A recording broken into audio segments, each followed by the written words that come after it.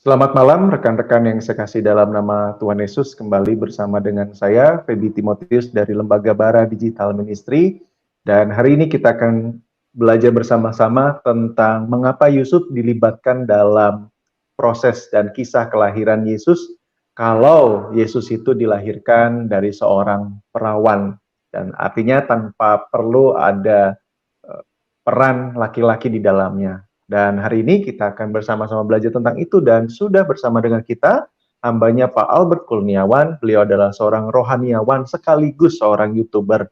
Dan tentu rekan-rekan beberapa waktu yang lalu beliau juga sudah pernah menyampaikan beberapa kali di acara ini. Sebelum kita akan memulai, kita berdoa terlebih dahulu. Bapak Surgawi, kami mengucap syukur malam hari ini Engkau mempertemukan kami kembali untuk bersama-sama belajar akan firman Tuhan. Karena kami percaya otoritas tertinggi dalam hidup kami adalah kebenaran-Mu yang tertuang di dalam Alkitab. Dan kami rindu mendasarkan hidup kami dengannya. Terima kasih buat pimpinan Roh Kudus yang nyata dan penuh kuasa atas hidup kami, yang juga akan menolong hamba-Mu Pak Albert untuk memimpin kami mengerti akan Engkau dan kebenaran-Mu. Terima kasih, berkati alat, berkati jaringan yang kami gunakan. Di dalam nama Tuhan Yesus kami berdoa.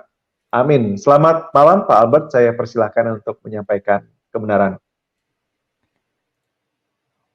Oke, selamat malam semua rekan-rekan yang dikasihi oleh Tuhan. Saya sekali lagi bersyukur untuk satu kesempatan malam hari ini boleh diundang lagi sekali lagi oleh Bara Digital Ministry untuk boleh hadir dan boleh menjawab pertanyaan yang akan kita bahas. Terlebih dahulu saya minta maaf terlebih dahulu teman-teman untuk rekan-rekan yang masuk ke YouTube saya. Ya, yang masuk ke YouTube saya. Tadi saya coba sudah live tapi kayaknya laptop saya yang nggak biasa saya pakai untuk live ternyata kayaknya mengalami gangguan. Jadi saya terlebih dahulu minta maaf untuk teman-teman yang tadi masuk ke channel saya. Sekarang saya undang untuk langsung aja bergabung ke channelnya Bara Digital Ministry. Nah, kita akan belajar bersama-sama malam hari ini satu tema atau judul yang sudah diberikan kepada saya. Boleh tolong ditampilkan slide-nya? Oke, kita akan belajar bersama-sama teman-teman malam hari ini, yaitu berkaitan dengan mengapa Yusuf itu dilibatkan dalam kisah kelahiran. Nah, sebenarnya judul yang tadi teman-teman lihat itu dipakai kata jika Yesus dilahirkan oleh seorang perawan. Tapi saya ganti jadi padahal. Jadi begini, kita akan bersama-sama menjawab pertanyaan ini. Terus nanti kita akan melihat dulu sedikit tokoh Yusuf ini seperti apa. Dan nanti saya akan tarik apa yang kita bisa pelajari dari tokoh Yusuf. Nah begini teman-teman, pertanyaan ini bisa muncul itu karena ada sebuah asumsi yang keliru. Ya, ada satu asumsi yang keliru dari pertanyaan ini. Ada satu pandangan yang mengatakan bahwa Yesus itu anak Allah, maka Maria itu ibunya. Bapaknya siapa? Bapaknya itu adalah Tuhan atau Bapa di sorga. Begitu. Nah, mungkin ya, orang yang berpandangan ini atau agama yang berpandangan ini atau sesuatu yang berpandangan ini adalah karena Tuhan itu Bapaknya, ya itu yang memungkinkan Maria bisa tetap perawan. Jadi ada satu pandangan yang mengatakan bahwa Tritunggal itu bukan Bapa, Anak, dan Roh Kudus, tapi Bapa, Maria, dan Yesus. Begitu, karena Bapa, terus Ibu, dan juga Anak. Nah, pada malam hari ini, saya mengajak kita untuk bersama-sama, sebenarnya kalau Yesus lahir dari perawan Maria, lah kenapa harus ada sosok suami atau sosok prianya? Nah, kita akan jawab bersama-sama. Nah, teman-teman saya ajak kita untuk melihat di dalam Matius 1 ayat 18 dan 19. Di sana dikatakan, pada waktu Maria, ibunya bertunangan dengan Yusuf, ternyata ia mengandung dari Roh Kudus sebelum mereka hidup sebagai suami istri. Karena Yusuf suaminya seorang yang tulus hati dan tidak mau mencemarkan nama istrinya di muka umum, ia bermaksud menceraikannya dengan diam-diam. Nah, teman-teman semua, ayat ini mungkin kita kalau baca sekilas kita kayaknya nggak ada problem deh. Tapi kalau kita bersama-sama membacanya dengan saksama, ini kita menemukan ada kejanggalan sebenarnya. Perhatikan ya, pada waktu Maria ibunya bertunangan dengan Yusuf, terus bla bla bla, dikatakan mereka sebelum mereka hidup sebagai suami istri. Ayat 19 dikatakan Yusuf itu suaminya. Nah, kita kan bertanya begini, loh katanya tunangan.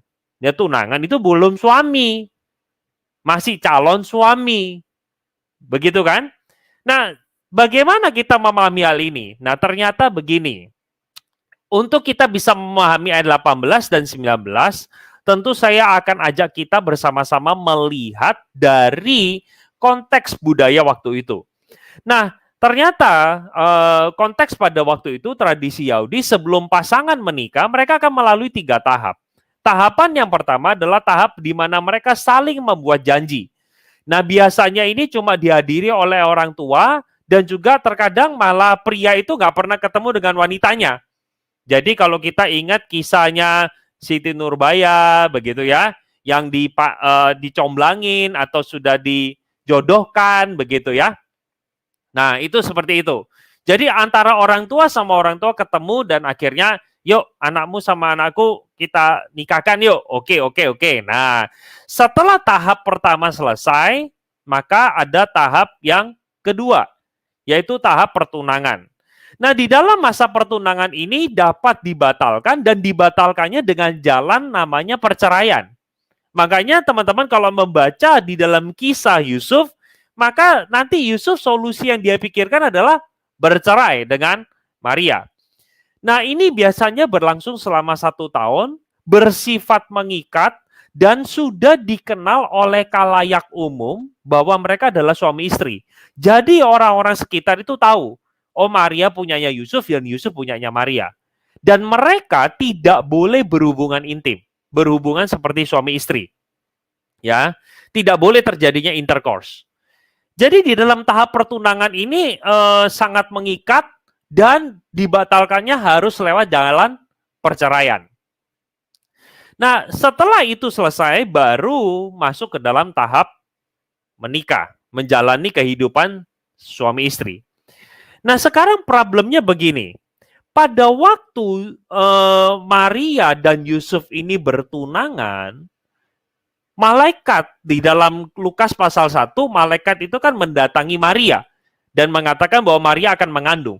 Jadi pada waktu Yusuf tahu Maria mengandung, dia sudah punya pikiran begini. Pertama, itu bukan anakku. Yusuf berpikir ya, itu bukan anakku karena aku tidak pernah berhubungan dengan dia. Berarti Maria pasti main dengan pria idaman lain. Nah, zaman itu, teman-teman, kalau dalam proses pertunangan sekalipun atau pernikahan, kalau salah satu ditemukan berselingkuh, maka hukumannya menyeramkan pada waktu itu. Imamat pasal 20 mengatakan kepada kita, seorang laki-laki berzina dengan istri orang lain, yakni berzina dengan istri sesamanya manusia, pastilah keduanya dihukum mati. Jadi pada waktu itu, kalau laki-laki aja selingkuh, dihukum mati bersama dengan selingkuhannya yang perempuan, maka kalau wanita itu lebih pasti, udah pasti dieksekusi. Cuma kita melihat di dalam Alkitab, Alkitab memberikan petunjuk kepada setiap kita bahwa Yusuf suaminya itu adalah seorang yang tulus hati dan dia tidak mau mencemarkan nama istrinya di muka umum. Sehingga yang dilakukan oleh Yusuf, dia mau menceraikannya diam-diam saja. Pada waktu itu teman-teman, konteks budaya waktu itu, kita, sebagai pria kalau yang dirugikan, boleh membawa calon istri atau istri yang ada tunangannya itu, dibawa ke tengah lapangan, akhirnya dirajam batu sampai mati sebagai bentuk hukuman. Itu boleh. Itu haknya suami. Tetapi karena dikatakan Alkitab, Yusuf itu seorang yang tulus, dia tidak mau mencemarkan nama istrinya. Nah, menarik sekali ketika kita melihat beberapa terjemahan nih. ketika berbicara soal tulus hati dulu ya, sebelum kita membahas tentang tidak mau mencemarkan.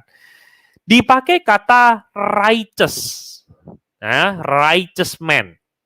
Nah, bahasa Yunani itu untuk kata kebenaran itu ada dua. Ada dikaiosune, ada juga aletheia. Ya, ada dua. Bedanya apa? Nah, bedanya begini.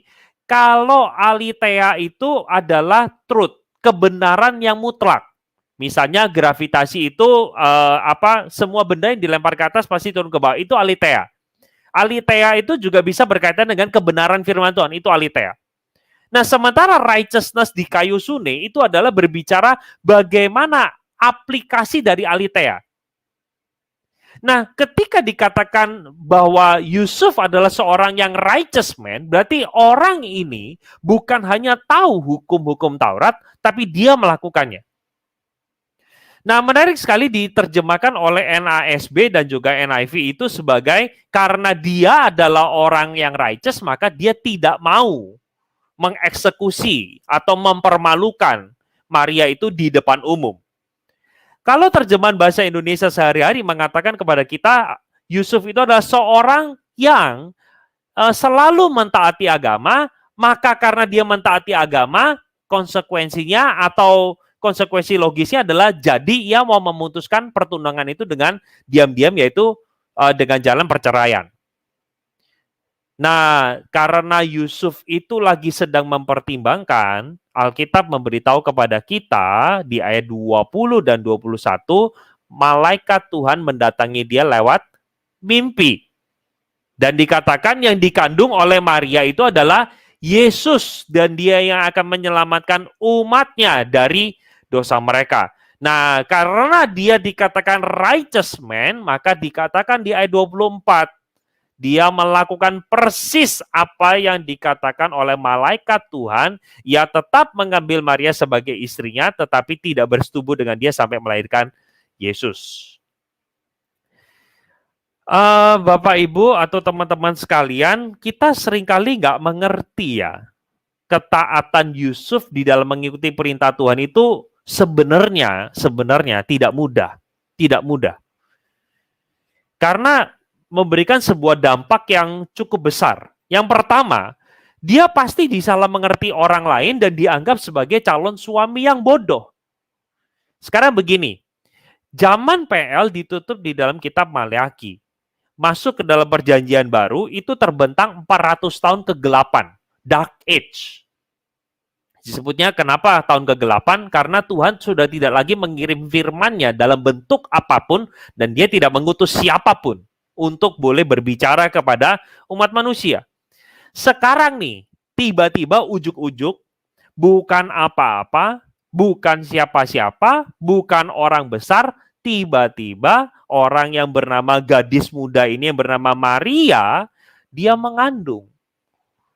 Nah, sekarang teman-teman coba bayangkan begini. Bagaimana menjelaskan soal kehamilan ini?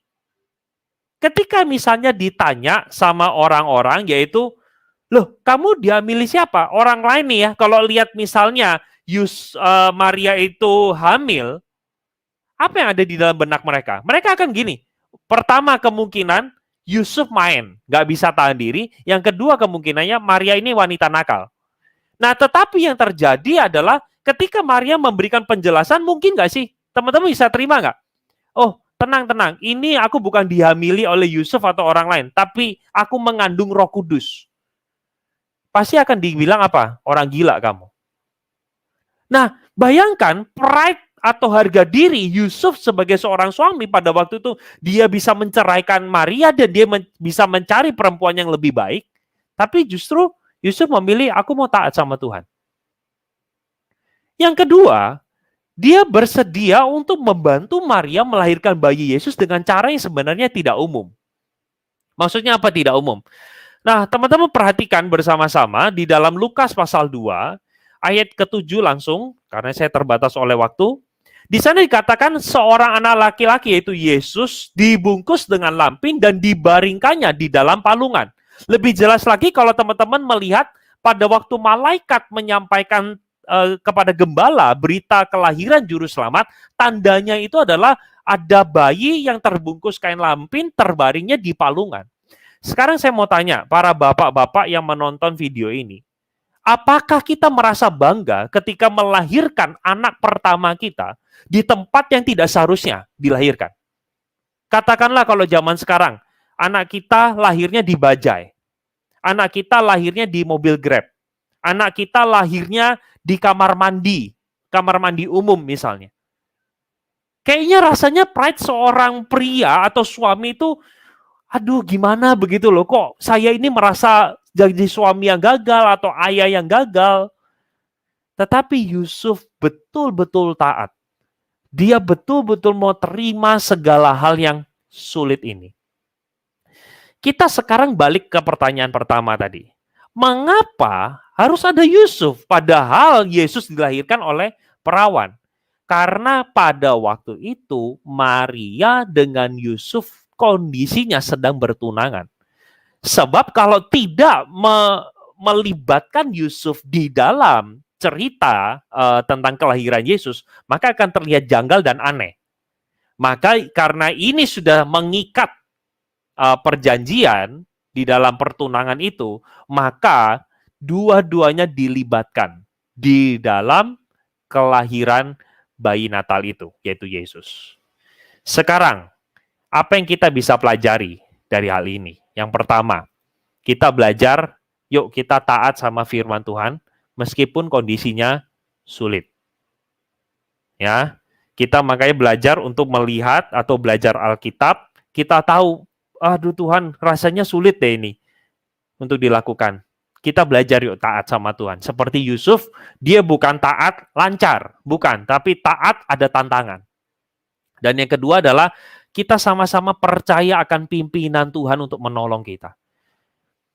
Begini, Bapak Ibu, bayangkan betapa paniknya Yusuf ketika Maria sudah mulai mengerang kesakitan dan dia datang ke satu tempat demi satu tempat, tidak ada penginapan yang kosong. Pasti posisinya begitu khawatir dan panik. Tapi di dalam kondisi seperti itu pun, Tuhan masih menyediakan ada satu tempat, yaitu palungan. Sekalipun itu tidak layak, tapi solusi itu ada. Kita melihat bersama-sama kisah ini berlanjut ketika Herodes menghabisi semua anak di bawah 2 tahun. Apakah Yesus akhirnya mati? Tidak. Tuhan juga bekerja. Melalui siapa? Melalui orang Majus dulu. Mungkin dari persembahan itu mereka bisa pakai untuk pergi mengungsi ke Mesir. Nah, sehingga akhirnya Yesus pun diselamatkan dari ancaman. Kita akan melihat begitu banyak pimpinan Tuhan yang akan menyertai ketika kita taat. Nah, semoga ini boleh menjawab pertanyaan yang disampaikan. Oke, saya kembalikan kepada Pak Feby. Segala hal yang boleh disampaikan malam hari ini berkaitan dengan latar belakang, kebudayaan pada waktu itu, dan alasan kenapa Yusuf tetap ada pada waktu di dalam kisah Yesus ini. Terima kasih Pak untuk malam hari ini. Ada beberapa komentar yang sudah masuk pada saya, ada di YouTube juga, ada yang berkata Immanuel Yonatan menarik, ini biasanya banyak tergelincir mengartikan. Jadi berkaitan dengan itu, beliau juga menyampaikan singkat, padat, jelas, dan ada tanggapan juga dari beliau. Ada pada waktu itu tetangga zaman itu sudah banyak yang toksik Pak, jadi harus ada Yusuf di sana supaya jangan merajalela begitu ya. Iya. Ya. Ada juga yang berkata terima kasih Pastor atas pemberitaan firman-Nya, dan ada juga salam dari Pengkhotbah Deso.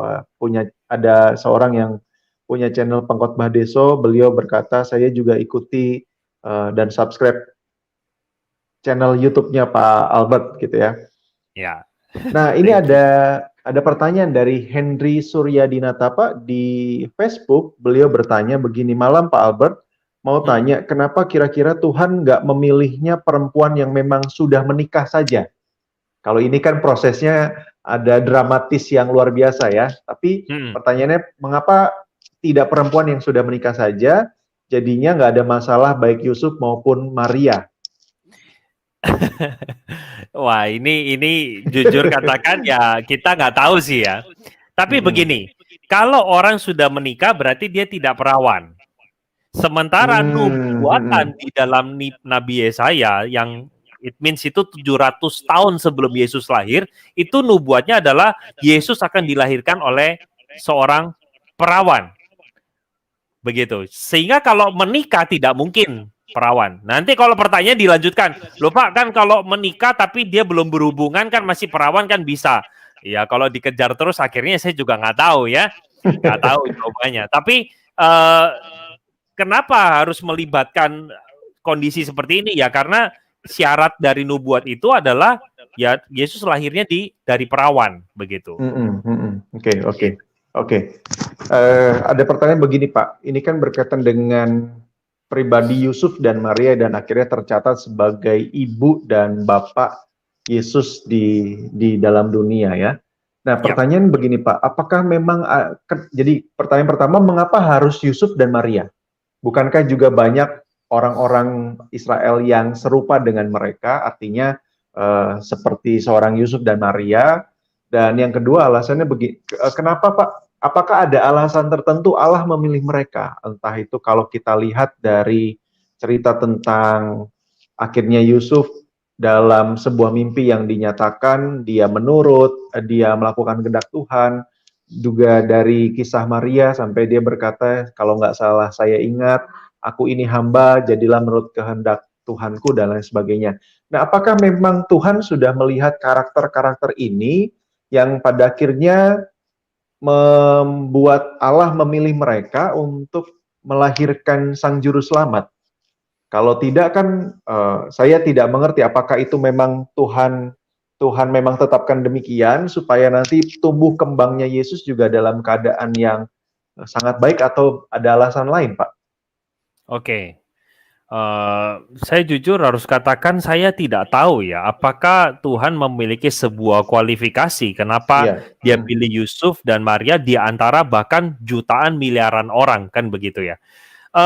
Saya sih melihatnya semuanya karena anugerah ya.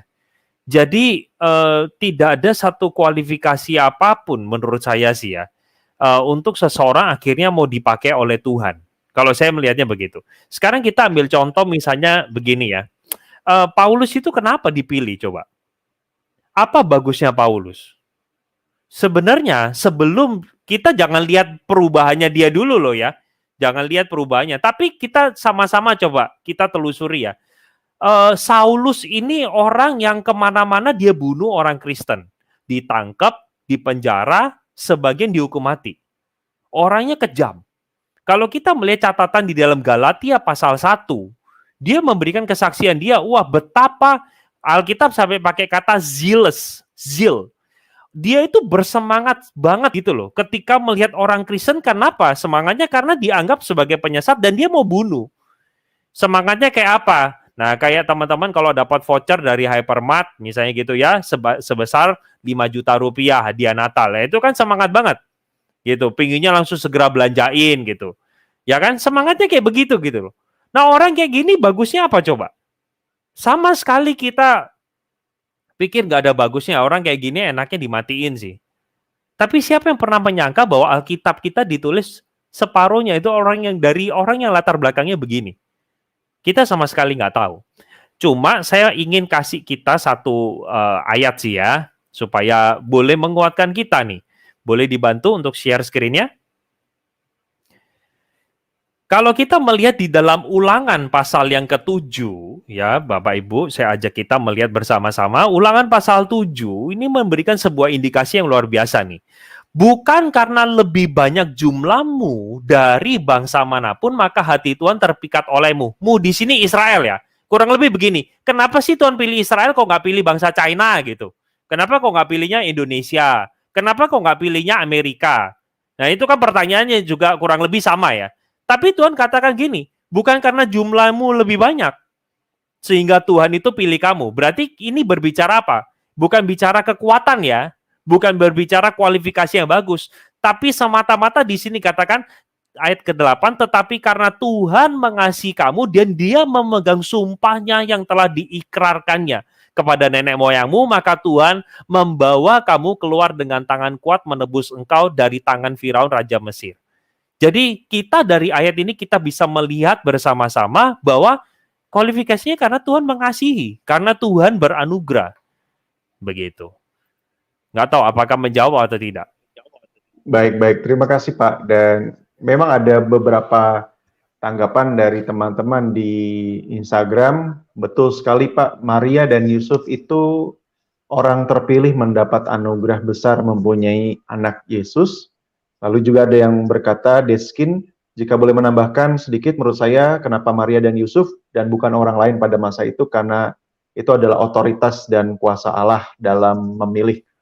Nah, ini juga ada satu pertanyaan Pak, dari Ishak Lee di YouTube, bertanya begini Pak, ini mungkin juga Pak Albert bisa meluruskan atau memberi jawaban. Pak, kenapa waktu Natal hanya disebut Maria saja, sedangkan Yusuf dilalaikan? Pada waktu Natal yang disebut Maria saja. Enggak sih sebenarnya, kalau makanya pertanyaannya maksudnya waktu Natal ini apa? Kalau kita melihat Matius pasal 1 mencatat kisah Yusuf. Begitu. Menurut saya ya mungkin pandangannya melihat ya kok kayaknya berat sebelah ya, kok lebih banyak Maria, karena Maria itu di dalam Lukas kan diceritakan, terus habis itu lanjut ke Maria ketemu Elizabeth, ada pujian Maria, kok kayaknya Maria lebih banyak. Menurut saya sih diceritakan apa adanya lah, adanya. Oke. Begitu sih. Baik, terima kasih Pak. Ya mungkin yang dimaksud adalah tadi ya di khususnya, tapi kalau kita melihat tadi Pak Albert sudah menyampaikan bahkan sebelum kelahiran Yesus saja, Yusuf sudah dikisahkan terlebih dahulu. Terima kasih Pak Albert malam hari ini, dan juga rekan-rekan yang sudah bergabung dengan segala pertanyaan yang sudah disampaikan. Saya coba mengecek tidak ada pertanyaan lain yang ada di kolom komentar kita. Hanya beberapa rekan kita yang rindu didoakan Pak, ada yang rindu didoakan dari segala cobaan dan godaan untuk hidup berkenan kepada Tuhan. Juga ada yang mohon didoakan nih Pak, untuk minta tolong bantu doa supaya rumahnya cepat laku gitu Pak, dari Pak Agus. Dan sekali lagi saya persilahkan Pak Albert untuk menolong kita menutup di dalam doa malam hari ini Pak. Mari kita berdoa ya sama-sama. Bapa dalam kerajaan sorga, sungguh kami bersyukur untuk pembelajaran kami malam hari ini. Bukan kebetulan kalau hari ini menjelang Natal kami berbicara tentang kisah Yusuf. Kisah yang mungkin tidak banyak dibicarakan, atau seringkali mungkin kami tidak mengerti pergumulan yang dihadapi oleh Yusuf, yang ternyata tantangan dia ketika menjawab ya kepada Tuhan itu tidak mudah. Tantangan yang sama pun terjadi di dalam kehidupan kami, Tuhan. Ketika kami mengikut Yesus, terkadang kami terkendala dengan kok bisnis nggak bisa bohong ya. Terkendala mungkin dengan kejujuran. Terkendala mungkin karena satu dan lain hal. Tuhan tolong kuatkan kami supaya kami boleh dipanggil setia dan taat mengikuti Engkau. Beberapa Tuhan, Engkau tahu anak-anak-Mu mengalami pergumulan di masa COVID ini. Di mana pandemik yang berkepanjangan, ekonomi sulit, pekerjaan sangat sulit juga, uang tidak berputar. Kami mohon Allah yang memelihara setiap kami boleh bekerja. Ada yang bergumul untuk menjual rumah, ada yang bergumul untuk menjual aset, ada yang bergumul untuk melakukan ini dan itu. Hamba-Mu berdoa Tuhan, hikmat-Mu yang menyertai. Tuhan, Kau yang boleh memberikan pertolongan tepat pada waktunya. Dan biarlah iman kami boleh tetap setia mengikut Tuhan dan tidak meninggalkan Engkau.